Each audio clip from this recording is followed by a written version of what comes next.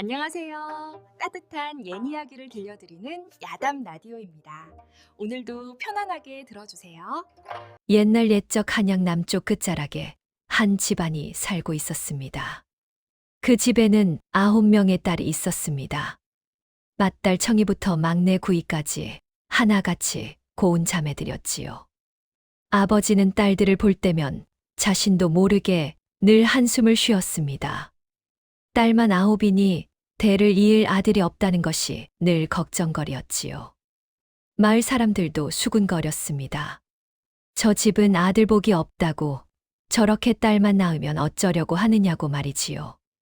하지만 아버지와 어머니는 딸들을 애지중지 키웠습니다. 아들은 아니었지만 저마다 예쁘고 착한 딸들이었으니까요. 봄날들의 핀 꽃송이처럼 9자매는 저마다의 빛깔로 집안을 환하게 물들이고 있었습니다.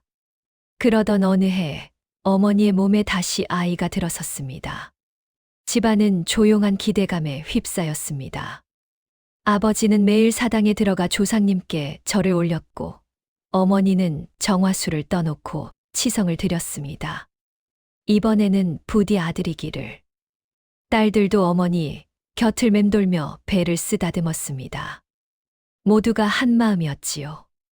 마을의 늙은 산파는 이번에는 틀림없는 아들 배라고 했습니다. 태몽도 틀림없는 아들 태몽이라고 하면서요. 집안 어른들은 낳기도 전에 돌잔치 준비를 의논했습니다. 온 마을 사람들을 불러 큰 잔치를 열어야 한다고, 3대 독자를 맞이하는 경사를 성대히 치러야 한다고 입을 모았습니다. 10달이 지나고 드디어 그날이 왔습니다. 울음소리가 들려왔습니다. 힘차고 우렁찬 울음이었습니다. 산파가 방문을 열고 나왔습니다. 그 얼굴에는 환한 미소가 가득했지요. 아드님이 옵니다. 딸들이 기뻐하며 소리를 지르고 벌써 집안은 잔치집 같았습니다. 아버지는 기쁨을 감추지 못해 잔치를 벌리고 집안 어른들을 다 불러 모았습니다. 대가 끊기지 않게 되었다며 집안 어른들의 은덕이라며 기쁘게 술과 음식을 대접을 했습니다. 9딸들도 동생을 보며 신기해했습니다. 저렇게 작은 아이가 집안의 대를 잇는다니 참으로 신기한 일이었지요. 하지만 그 기쁨은 오래가지 않았습니다. 아이는 태어난 지 열흘이 지나도록 제대로 젖을 빨지 못했습니다. 울음도 점점 약해졌고 얼굴빛도 누렇게 변해갔습니다. 어머니는 밤낮으로 아이를 품에 안고 있었습니다. 한시도 눈을 떼지 않았지요. 의원을 불렀지만 별다른 차도가 없었습니다. 그 해는 열병이 도는 해였습니다. 약도 소용이 없었고 기도도 닿지 않았습니다. 석 달이 되던 날 아이는 그렇게 세상을 떠났습니다. 그날 이후 아버지는 달라졌습니다. 말수가 줄어들었고 눈빛에서 생기가 사라졌습니다. 밥상 앞에 앉아도 숟가락을 들지 않았고 뜰을 거닐어도 어디를 보는지 알 수 없었습니다. 처음에는 슬픔이 가시기를 기다렸습니다. 시간이 지나면 다시 예전의 아버지로 돌아올 거라 믿었지요.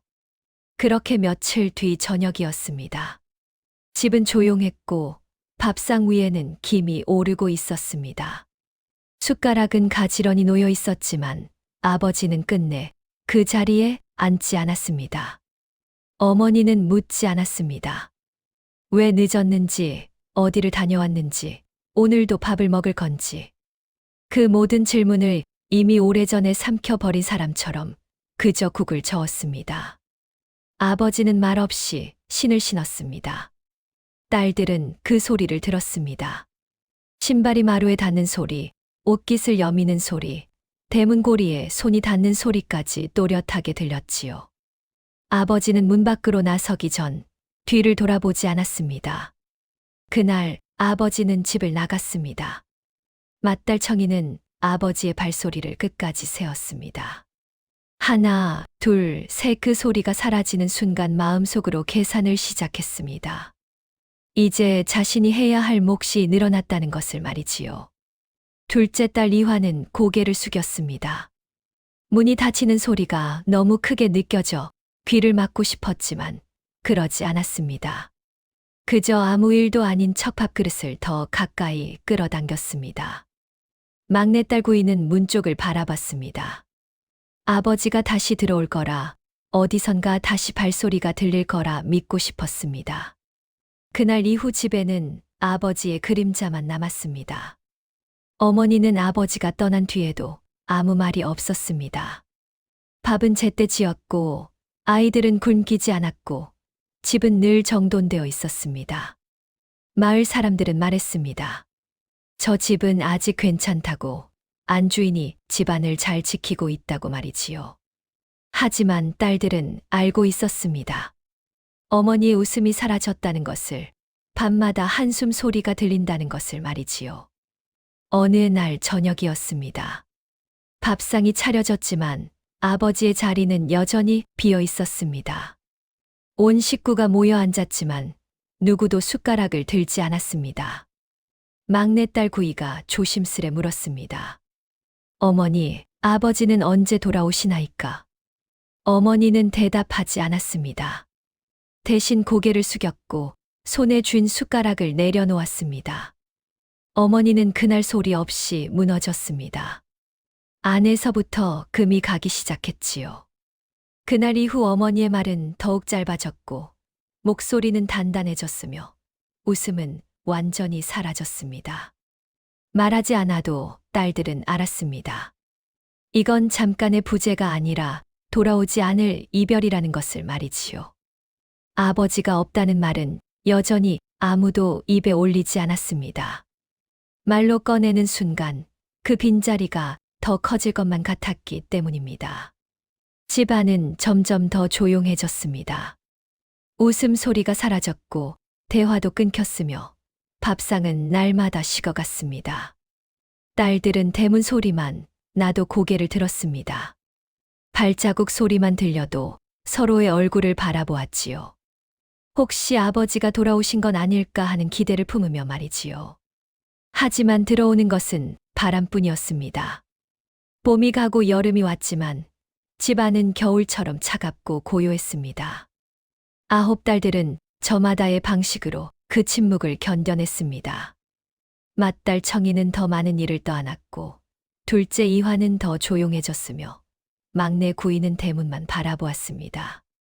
하지만 딸들은 무너지지 않았습니다. 맏딸 청이가 가장 먼저 움직였습니다. 해가 뜨기 전에 일어나 마당을 쓸었고 어머니 대신 장을 보러 나갔으며 동생들의 옷을 기웠습니다. 언니, 힘들지 않아? 셋째, 사월이 물었습니다. 청이는 고개를 저었습니다. 우리가 무너지면 어머니도 무너지실 게야. 그러니 우리만이라도 버텨야 해. 둘째 이화도 나섰습니다. 어머니를 대신해 밥을 지었고 국을 끓였으며 반찬을 만들었습니다. 서툴렀지만 포기하지 않았지요. 넷째 4월과 다섯째 5월은 빨래를 했습니다. 여섯째 6월과 일곱째 7월은 뜰을 가꾸었습니다. 아버지가 심었던 나무들을 돌보고 꽃씨를 뿌렸으며 텃밭을 일구었습니다. 여덟째 8월은 어린 막내 구이를 돌보았습니다. 이야기를 들려주고 함께 놀아주며 막내가 울지 않도록 애썼습니다. 9 자매는 그렇게 서로를 지탱했습니다. 어머니는 그런 딸들을 바라보았습니다. 말없이 지켜보다가 어느 날 조용히 일어났습니다. 부엌으로 들어가 다시 밥상을 준비하기 시작했습니다. 딸들이 무너지지 않았기에 어머니도 다시 일어설 수 있었습니다. 집은 여전히 조용했지만 그 안에는 작은 생기가 돌기 시작했습니다. 아버지는 없었지만 그녀들은 서로가 있었습니다. 그것만으로도 충분했습니다. 적어도 그때는 말이지요. 하지만 평화는 오래 가지 않았습니다. 시간이 지날수록 살림은 궁핍해졌습니다. 아버지가 남긴 곡식은 바닥을 드러냈고 장에 나가도 살 것이 마땅치 않았습니다. 어머니는 품을 팔기 시작했습니다. 남의 집 빨래를 해주고 바느질을 해주며 새벽부터 저녁까지 일했습니다. 맏딸 청이도 마을 부잣집에 일을 하러 나갔습니다. 손이 터지고 허리가 아파도 참았습니다. 마을 사람들의 시선도 달라졌습니다. 저 집은 이제 끝이야. 가장도 없는데 어떻게 버티겠어. 딸만 9인데 누가 장가를 들려 하겠나. 혼처도 못 구할 걸세. 수군거림이 들려올 때마다 딸들은 고개를 숙였습니다. 부끄럽고 분했지만 어쩔 수 없었지요. 어느 날 작은 집 숙부가 찾아왔습니다. 형수, 이제 그만 형님이 돌아오시기를 기다리는 것을 포기하시구려. 딸들이라도 시집 보내야지. 맏딸부터 혼처를 알아보는 게 어떻소? 어머니는 대답하지 않았습니다. 하지만 그날 밤 홀로 방에 앉아 긴 한숨을 내쉬었습니다. 딸들도 알고 있었습니다. 이대로는 오래 버틸 수 없다는 것을 말이지요. 집안의 작은 금이 가기 시작했습니다. 서로를 위로하던 손길이 조금씩 무거워졌고 웃음은 더욱 드물어졌습니다. 어느 날 밤 맏딸 청이는 잠이 오지 않아 마루에 나왔습니다. 어머니 방에서 희미한 불빛이 새어나오고 있었습니다. 청이는 발소리를 죽이고 다가갔습니다. 문틈으로 보이는 어머니의 모습이 평소와 달랐습니다. 괴짝 하나를 꺼내놓고 그 안을 들여다보고 있었지요. 청이는 숨을 죽였습니다. 어머니는 낡은 보자기를 펼쳤습니다. 그 안에는 아버지의 옷가지와 편지 몇 통, 그리고 작은 주머니 하나가 들어 있었습니다. 어머니는 편지 하나를 꺼내 읽기 시작했습니다. 촛불에 비친 그 얼굴에는 눈물이 흐르고 있었습니다. 서방님, 작은 신음이 새어 나왔습니다. 청이는 뒷걸음질 쳤습니다. 가슴이 철렁 내려앉았습니다. 어머니는 아버지가 떠나간 것을 알고 있었습니다. 그것도 아주 오래전부터 말이지요. 다음 날 아침 청이는 어머니를 똑바로 바라보았습니다. 어머니도 청이를 보았습니다. 두 사람의 시선이 마주쳤습니다. 어머니, 아버지는 청이가 입을 열려는 순간 어머니가 고개를 저었습니다. 아무 말 말거라. 내 동생들은 아직 어리다. 어머니의 목소리는 단호했습니다. 청이는 더 이상 묻지 못했습니다. 하지만 그날 이후 청이의 눈빛이 달라졌습니다. 아버지는 돌아오지 않을 것입니다. 어쩌면 처음부터 돌아올 생각이 없었는지도 모릅니다. 그 진실을 청이는 이제 알아버렸습니다. 하지만 동생들에게는 말할 수 없었습니다. 아직 그들에게는 희망이 필요했으니까요. 그렇게 봄이 지나고 여름이 왔습니다. 9자매는 저마다 할 일을 찾았습니다. 청이와 이화는 품을 팔아 돈을 벌었고 3월과 4월은 집안일을 도맡았으며 5월과 6월은 텃밭을 일구어 채소를 키웠습니다. 7월과 8월은 어린 막내 구이를 돌보며 집을 지켰습니다. 궁핍했지만 그녀들은 견뎌냈습니다. 어느 여름날 저녁이었습니다. 텃밭에서 처음으로 오이와 호박이 열렸습니다. 작고 볼품없었지만 자매들이 직접 키운 첫 수확이었습니다. 어머니, 우리가 키운 거예요. 5월이 신이 나서 작은 호박을 들고 왔습니다. 어머니는 그 호박을 받아 들고 오랫동안 바라보았습니다. 그러다 문득 미소를 지었습니다. 오랜만에 보는 어머니의 웃음이었습니다. 장하구나. 우리 딸들이 다 컸구나. 그날 저녁 밥상에는 오이무침과 호박전이 올랐습니다. 온 식구가 둘러앉아 밥을 먹었습니다. 아버지의 자리는 여전히 비어 있었지만 그 빈자리가 예전만큼 크게 느껴지지 않았습니다. 맛있다. 막내 구이가 호박전을 베어 물며 웃었습니다. 그 웃음이 번져 나갔습니다.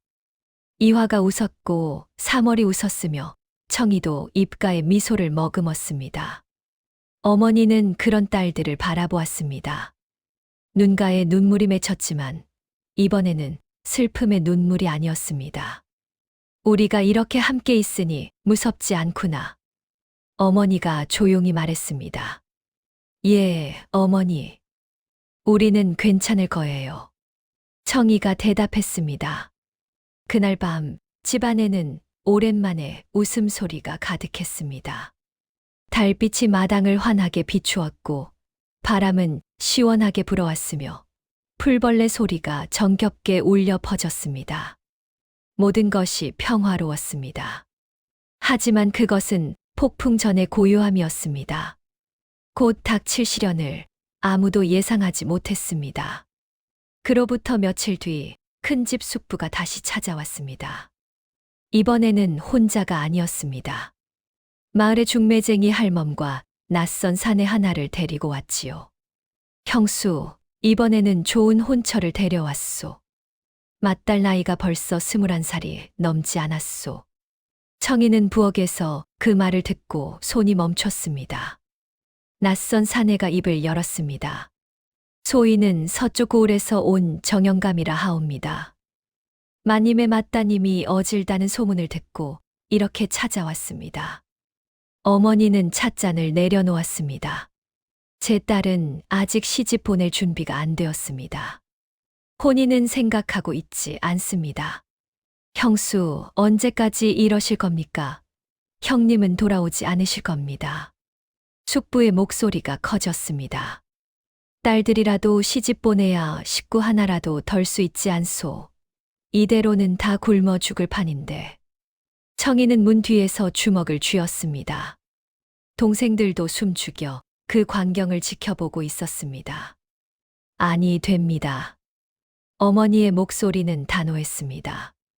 제 딸들은 제가 지키겠습니다. 아무리 어려워도 딸들을 팔 수는 없습니다. 팔다니요. 이게 무슨 말씀이요? 숙부가 버럭 소리를 질렀습니다. 형수가 고집을 부리니 이 집이 이 모양이 된 게 아니오. 형님도 답답해서 집을 나가신 게 아니겠소. 그 말이 떨어지자 집 안이 싸늘하게 얼어붙었습니다. 어머니가 천천히 일어났습니다. 그 눈빛은 지금까지 본 적 없이 차가웠습니다. 나가 주십시오.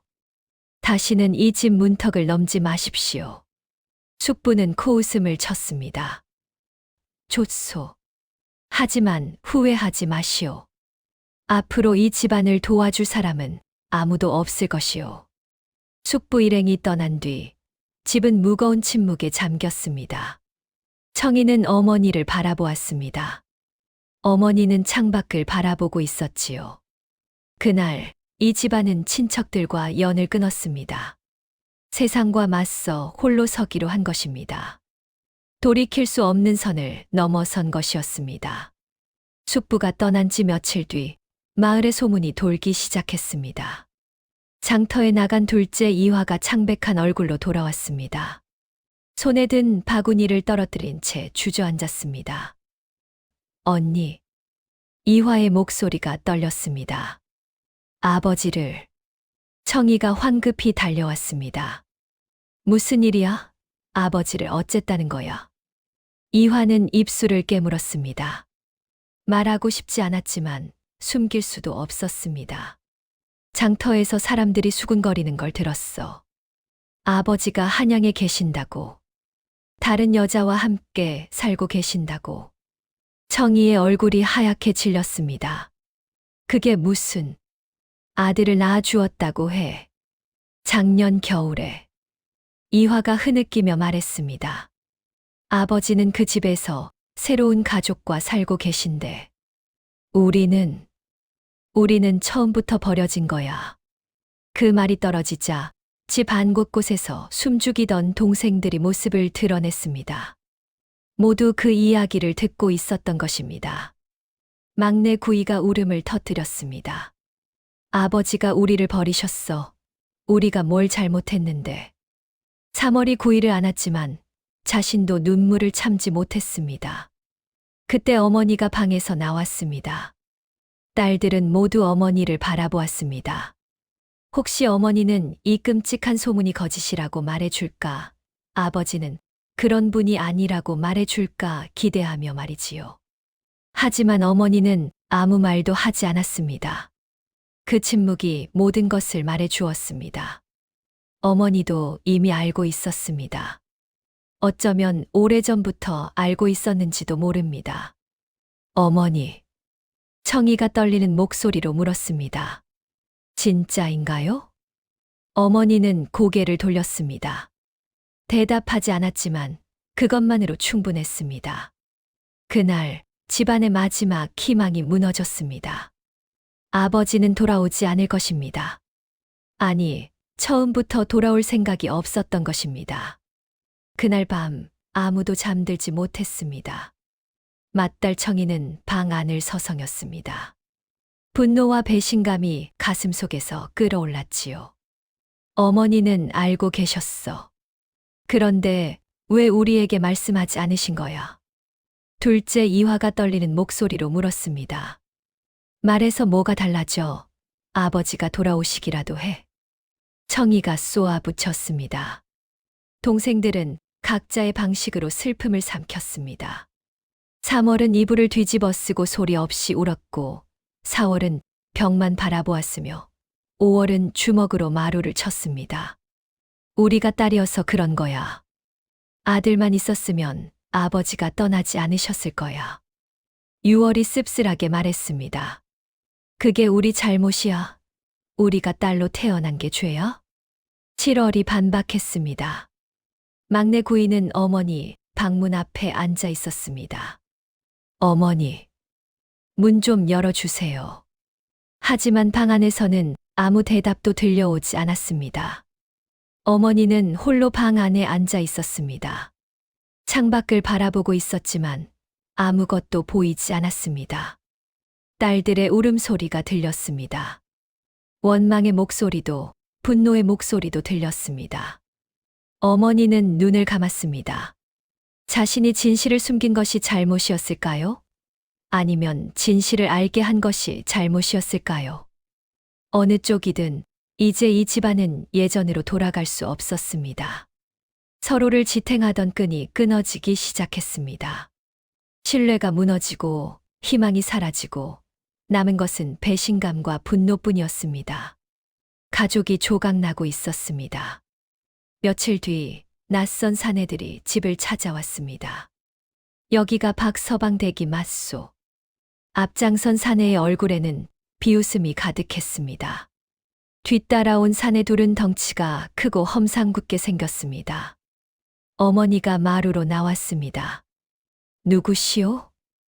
나는 한양에서 온전 주사라 하오. 박서방께 빌려준 돈을 받으러 왔소. 어머니의 얼굴이 굳었습니다.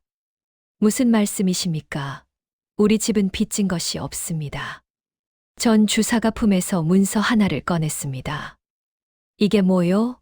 작년 가을 박서방이 이 집을 담보로 은자 300냥을 빌려갔소. 여기 손도장도 찍혀 있소. 어머니는 떨리는 손으로 문서를 받아들었습니다. 그것은 분명 아버지의 손도장이었습니다. 그런데 약속한 날짜가 지났는데도 돈을 갚지 않으시니 이제 이 집은 내 것이요. 안 됩니다. 이 집은 대대로 우리 집안의 집입니다. 청이가 앞으로 나섰습니다. 전 주사는 코웃음을 쳤습니다. 그건 내 알바 아니요. 돈을 갚든지 아니면 보름 안에 이 집에서 나가시오. 아니면 그는 딸들을 훑어보았습니다. 그 눈빛에는 음흉한 기운이 서려 있었습니다. 딸이 이렇게 많으니 한 명쯤 기생집에 팔면 빚을 갚을 수 있을 텐데 말이오. 이 무례한 자가. 청이가 소리쳤지만 전 주사는 비웃으며 돌아섰습니다.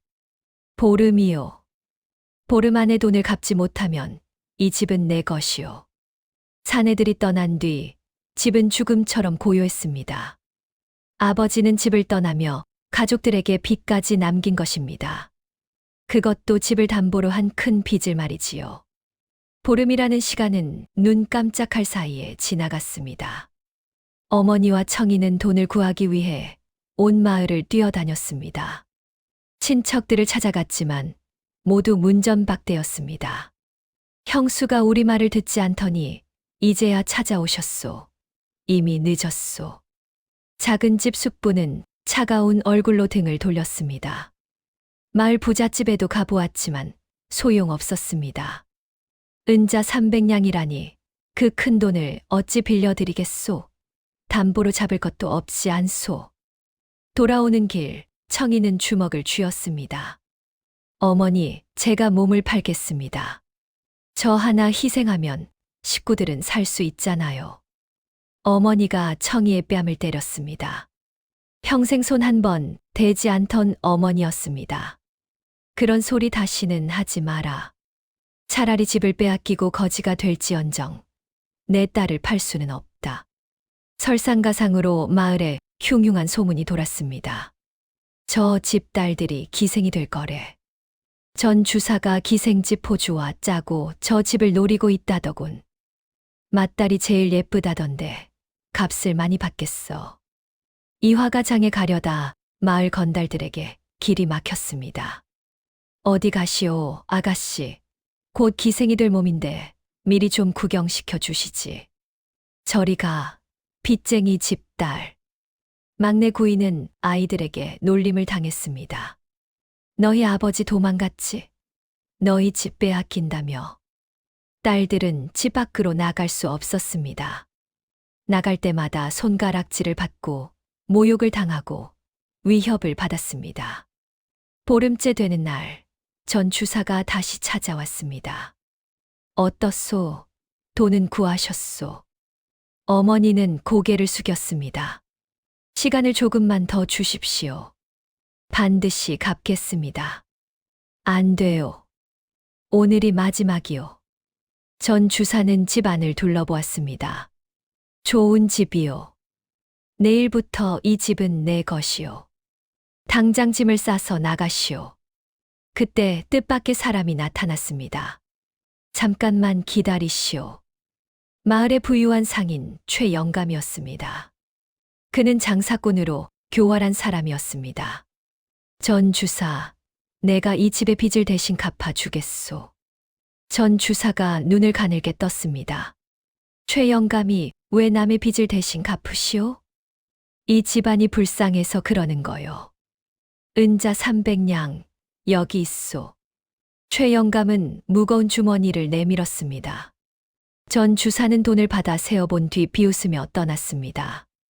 최영감님, 어떻게 감사를 드려야 할지. 어머니가 절을 하려 하자 최영감이 손을 저었습니다. 아니요, 마님. 이건 내가 빌려드리는 것이요. 언젠가 갚으셔야지요. 어머니의 얼굴이 굳었습니다. 하지만 갚을 길이. 걱정 마시오.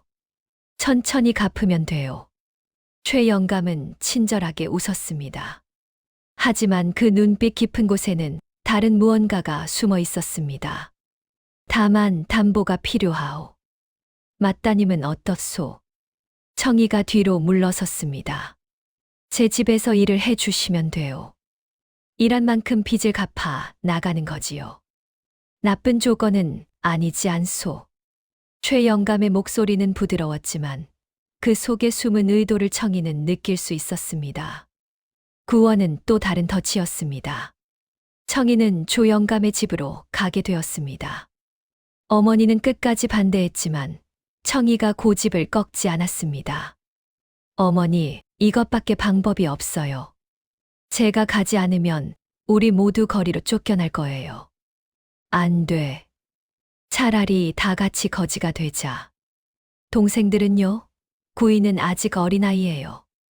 거리에서 어떻게 살라고 하세요? 청이의 말에 어머니는 더 이상 아무 말도 할 수 없었습니다. 청이가 최영감의 집으로 간 지 사흘이 지났습니다. 처음 이틀은 괜찮았습니다. 청소를 하고 빨래를 하고 밥을 짓는 일이었지요. 힘들었지만 견딜만 했습니다. 하지만 셋째 날 밤이었습니다. 최영감이 청이가 있는 방으로 들어왔습니다. 손에는 술잔이 들려 있었고 얼굴은 붉게 상기되어 있었습니다. 청이야, 이리 와서 술 한 잔 따라라. 청이는 뒷걸음질 쳤습니다. 영감님, 저는 일을 하러 온 것입니다. 술 시중은 제 일이 아니옵니다. 허허, 이 계집이 내가 무슨 일을 하러 왔는지 정말 모르겠느냐? 최영감이 다가왔습니다. 너희 집 빚을 내가 갚아주었다. 그 값을 해야 하지 않겠느냐? 청이는 문으로 달려갔지만 문은 이미 밖에서 잠겨 있었습니다. 살려주세요. 살려주세요. 청이가 소리쳤지만 아무도 오지 않았습니다. 최영감의 집하인들은 모두 주인의 명령에 따를 뿐이었습니다. 그때 창문이 열렸습니다. 둘째 이화가 창밖에 서 있었습니다. 언니. 이화가 손을 뻗었습니다. 빨리 뛰어내려요. 청이는 망설이지 않고 창밖으로 뛰어내렸습니다. 동생이 받아주었고 함께 어둠 속으로 달렸습니다. 저 계집들을 잡아라. 최영감의 고함 소리와 함께 하인들이 뒤쫓아왔습니다. 자매들은 필사적으로 달렸습니다. 숨이 턱까지 차올랐고 다리가 후들거렸지만 멈출 수 없었습니다. 집으로 돌아온 자매들은 대문을 걸어 잠갔습니다. 어머니. 청이가 어머니를 껴안고 울었습니다. 밖에서 주먹으로 문을 두드리는 소리가 들렸습니다. 문 열어라. 당장 문 열지 못할까? 최영감의 목소리였습니다. 빚을 갚지 못하면 이 집은 내 것이다. 내일 당장 관가에 고발하겠다. 어머니는 떨리는 손으로 딸들을 끌어안았습니다. 미안하다. 어미가 미안하다. 그날 밤 온 식구는 한 곳에 모여 떨고 있었습니다. 내일이면 관가의 사람들이 올 것입니다. 빚을 갚지 못한 죄로 끌려갈 것이고 집은 빼앗길 것이며 딸들은 뿔뿔이 흩어질 것입니다. 절체절명의 순간이었습니다. 막내 구이가 울먹이며 물었습니다. 어머니, 우리 어떻게 되는 거예요? 어머니는 대답할 수 없었습니다. 아무런 희망도 방법도 보이지 않았습니다. 달빛만이 창문을 통해 차갑게 흘러들어왔습니다. 이른 아침 누군가 대문을 두드렸습니다. 최영감이 관가 사람들을 데리고 온 것이라 생각하며 모두 움츠러들었습니다. 하지만 밖에서 들려온 것은 낯익은 목소리였습니다. 형님, 저 동서입니다. 문 좀 열어주세요. 둘째 집안의 숙모였습니다. 문을 열자 숙모 혼자가 아니었습니다. 마을의 아낙네들이 하나둘 모여들고 있었습니다. 형님, 이걸 받으세요. 숙모가 보자기 하나를 내밀었습니다. 그 안에는 은자 몇 냥이 들어 있었습니다. 저희도요. 저희 집도 조금이나마. 마을 아낙네들이 저마다 돈을 내놓았습니다. 많지는 않았지만 한 푼, 두 푼 모이니 제법 되었습니다. 여러분, 어째서? 어머니가 떨리는 목소리로 물었습니다. 우리도 다 알지요. 형님이 얼마나 고생하시는지, 딸들이 얼마나 고되게 일하는지 말이에요. 최영감 그자가 무슨 짓을 하려 했는지도 다 알고 왔어요. 우리가 가만히 있을 수 없지요. 딸만 9이라고 손가락질하던 것은 우리였어요. 하지만 그 9딸이 이렇게 서로를 지키는 모습을 보니 부끄러웠습니다. 숙모가 어머니의 손을 잡았습니다. 우리가 늦었어요. 이제라도 힘이 되고 싶어서 왔어요. 어머니의 눈에서 눈물이 흘러내렸습니다. 그때 청이가 어머니께 다가왔습니다. 어머니, 이것도 쓰세요. 청이가 내민 것은 비녀 몇 개와 은가락지였습니다. 딸들이 평생 모아온 것들이었습니다. 안 돼. 이건 너희들 혼수감이잖니. 혼수감이 무슨 소용이에요. 지금 당장 이 위기를 넘기는 게 중요하죠. 둘째 이화도 3월도 모든 딸들이 가진 것을 내놓았습니다. 그때 어머니가 방으로 들어가 서랍장을 열었습니다. 어머니는 보자기를 꺼냈습니다. 그 안에 작은 주머니가 들어 있었습니다. 이건 청이가 놀라 물었습니다. 네, 할머니께서 물려주신 것이다. 만일의 경우를 위해 숨겨두었지. 주머니 안에는 금비녀와 옷가락지, 그리고 은자 몇 냥이 들어 있었습니다. 이걸 팔면 빚을 갚을 수 있겠어요. 청이가 말했습니다. 마을 아낙네들이 모아준 돈, 딸들이 내놓은 물건, 그리고 어머니가 숨겨둔 재산까지. 모두 합치니 은자 300냥이 채워졌습니다. 그날 오후 최 영감이 관가 사람들을 데리고 왔습니다. 이 집 주인을 끌어내시오. 빚을 갚지 못한 죄로 관가에 넘기겠소. 최 영감의 얼굴에는 승리의 미소가 가득했습니다. 하지만 어머니가 대문을 활짝 열고 나왔습니다. 여기 있소. 은자 300냥. 어머니가 무거운 주머니를 내밀었습니다. 최 영감의 얼굴이 일그러졌습니다. 어디서 이 돈을. 이제 빚은 다 갚았소. 가지고 썩 나가시오. 물러가시오. 그때 관가의 사또가 급히 대문에 들어섰습니다. 최 영감을 당장 포승줄에 묶어라. 명령이 떨어졌습니다. 최 영감에 대한 조사한 바에 따르면 그대가 이 집의 돈을 빌려준 것을 미끼로 맞다를 음행하려 했다는 신고가 들어왔소. 그건 오해입니다. 오해가 아니요. 여러 사람이 그날 밤 그대 집에서 처녀의 비명소리를 들었다고 했소. 마을 아낙네들이 앞으로 나섰습니다. 맞습니다. 저희가 직접 들었습니다. 최 영감은 예전에도 가난한 집 딸들을 돈으로 속여 기생집에 팔아넘긴 적이 몇 번이나 있습니다. 내가 이 고을로 부임해 오기 전에도 몇 번 이런 일들이 있었다고 확인한 바요. 사또의 얼굴이 굳어졌습니다. 최 영감, 그대는 선량한 백성을 속이고 처녀를 해하려 한 죄로 곤장 50대에 처하고 불의한 재산은 조사해 다 몰수하겠소.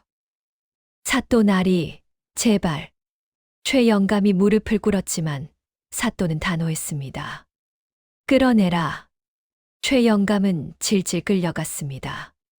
마을 사람들은 그 모습을 보며 고개를 끄덕였습니다. 하늘이 보고 계셨구나.